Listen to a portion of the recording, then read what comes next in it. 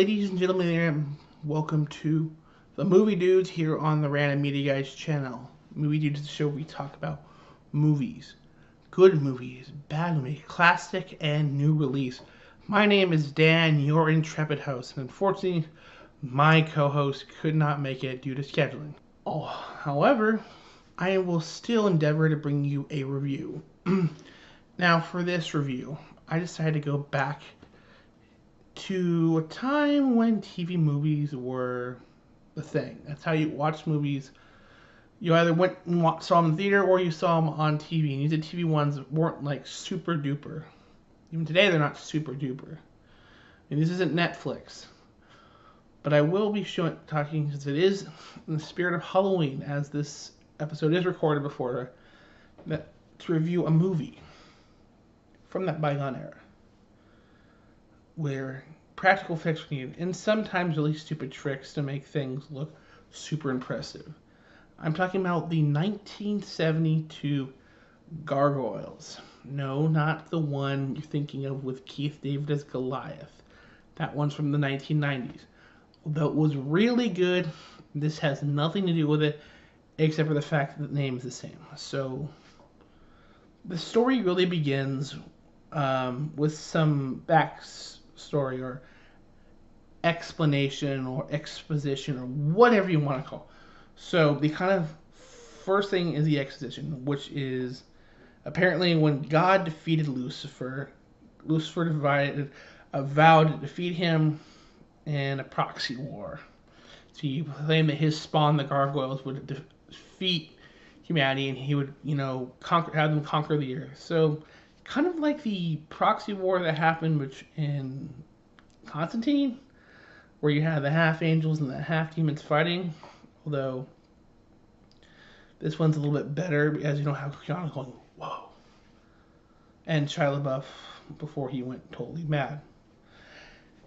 The story then really starts opening. We get our title crawl, and the story essentially follows two people, a father and daughter, Professor Mercer Broly and his daughter Diana. Now, they're off into the Southwest to get material for the professor's new book.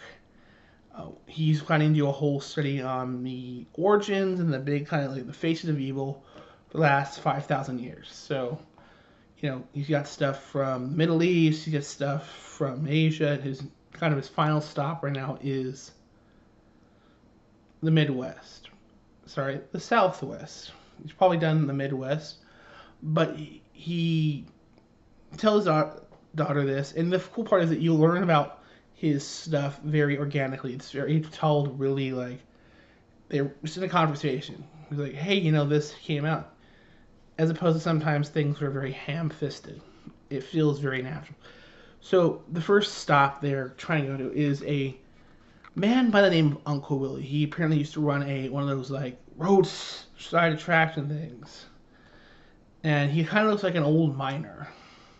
So when they stop at this place, he says, "Yeah, I got stuff to show you." He's like, and the rep's like, "Oh, really? That's interesting, because you talked about you had stuff about old exorcism right from the local tribes and artifacts to deal with it." Like, yeah. But he starts talking like, "Yeah, hey, can I get like a cut on this thing?" Because he's living in basically a shed. He's like, "Well, I'm not sure." He's like, "Listen, I got some primo stuff that you'll like." So that he takes him to the back shed where he keeps the stuff, and he shows him a skeleton. The professor starts laughing. He says, this is a great fig. I mean, he basically equated it to like Piltdown Man. The idea of someone taking like an ape jaw and mashing it with a human thing, or in reverse. He's like, no, this is real. It's like, yeah, I think you're fooling. Like, no. There's stories about this. This is actually part of the lore. I pulled this out of the canyon, and this is called Devil's Crossing. Little hint. She's like, well, fine. We'll sit down. We'll talk about this. But Will's like, first I gotta lock the door. She's like, why? I was like, well, I never leave the doors unlocked after night. So he starts telling him about these ritual. he first talks about this demon they fought, and they start hearing like flapping and scratching, like what's that? Like I don't know. And then claws start ripping into the shed and knock it over. Now Uncle Willie tries to save the skull, killed by a crossbeam falling down, and gets lit on fire by kerosene.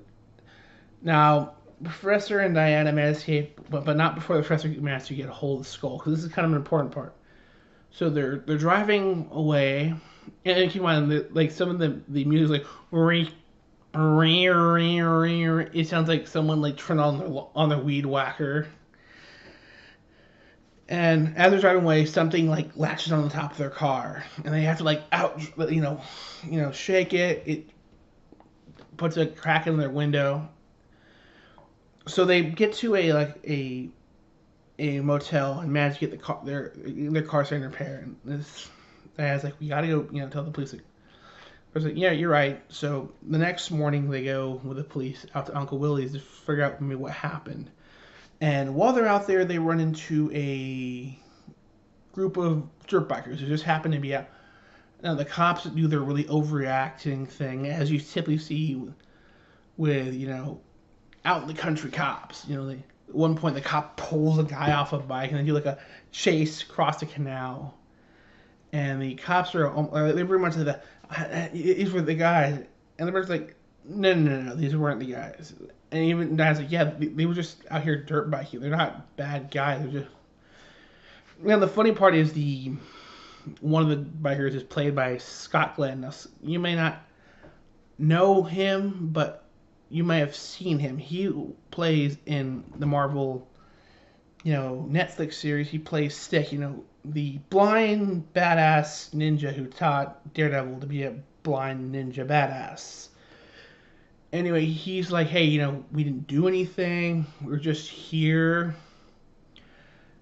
And they're like, well, even if they didn't, kill Uncle Willie, maybe they were looting, so we're gonna bust them on a looting charge, And so they get taken in. The Broly's return to their hotel room, and Dan kind of turns to her dad, going, why didn't you tell them that? Convince them. Like, well, I can't.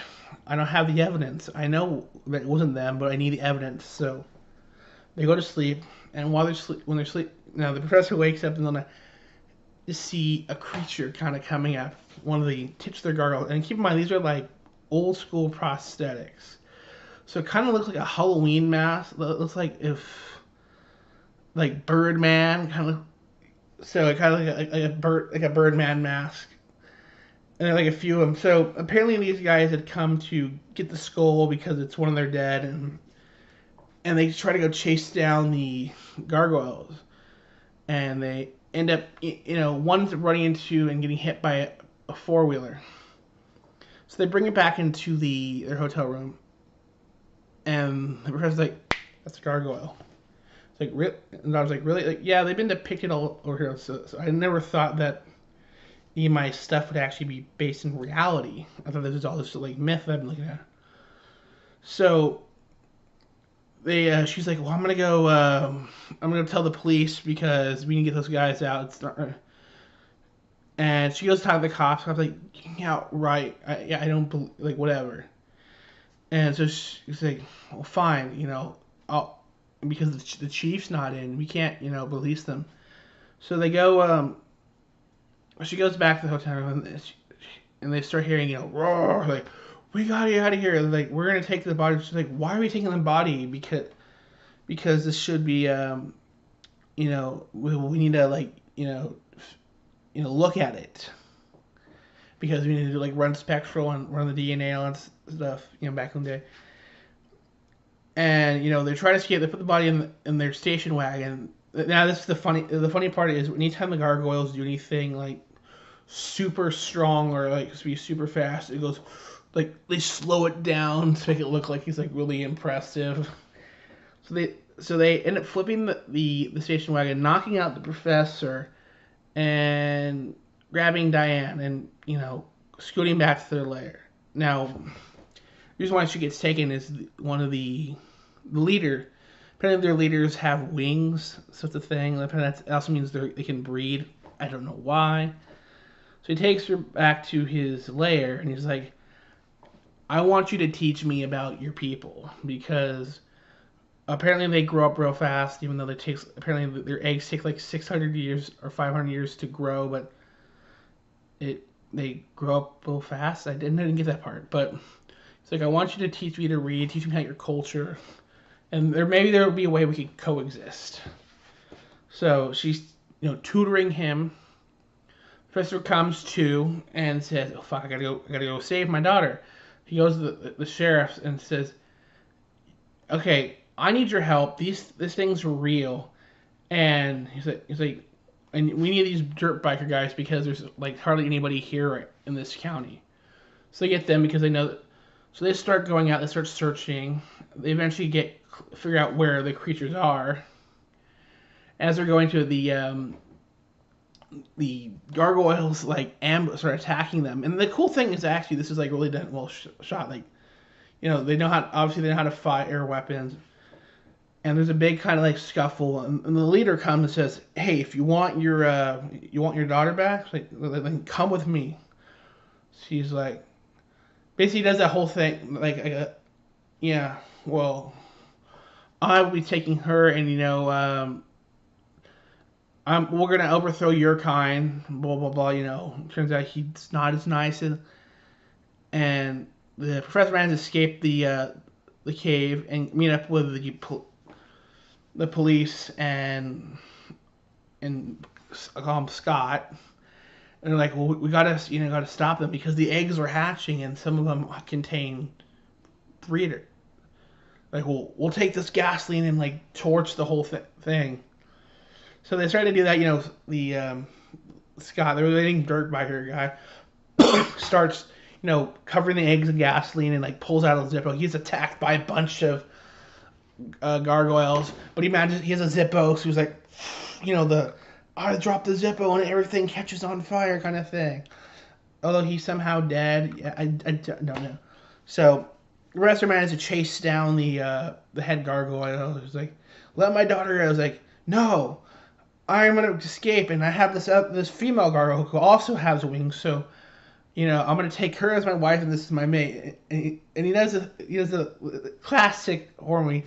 He takes a rock, it's obviously styrofoam, hits the female. He's like, aha, now you have to carry her. It's like, no. And I'm like, well, fine, you win this time. Very much. And the way we get it is, it feels like, yes, they were setting up for a sequel. The problem is, it kind of ends. I think Cinema Massacre made that very apparent. It just kind of ends. I would at least liked it, like, if they, like, before it ended, have Diane and the professor saying, maybe had nothing like, oh, we're gonna prepare for this, but no, it just kind of ends. So overall, the movie was actually pretty good. It actually scared me as a kid because, even though these were like hard, like shelled, basically higher end Halloween masks, it was, the effects, although the wings look so goddamn ridiculous. One of the I can't remember his name, but the guy portraying this in makeup, the gargoyle, the chief gargoyle, was the guy. He was in he plays a teacher in Bill and Ted. He's their teacher, and he's also the head of Lambda in Revenge of the Nerds. So there are a few people in there you're like, I recognize this guy. Also, Diana's played by Jennifer Salt, who now does a lot of the writing for American Horror Story. So there's that. You have that. So there's kind of, you can see where she came out of. But in the movie, she kind of really just plays the hot chick who also is there to go, ah! Keep in mind, this is the 70s, so whatever. Anyway, that's been kind of my review of Gargoyles in 1972. You can watch it actually on YouTube. Because I think it's public domain at this point. So go check out Gargoyles 1972. Laugh, maybe be scared. I don't care. Anyway, thank you for watching. Please leave a comment if you for what you like us to do in the future, and leave a like. Also subscribe to continue to get more of our content. My name is Dan. Peace.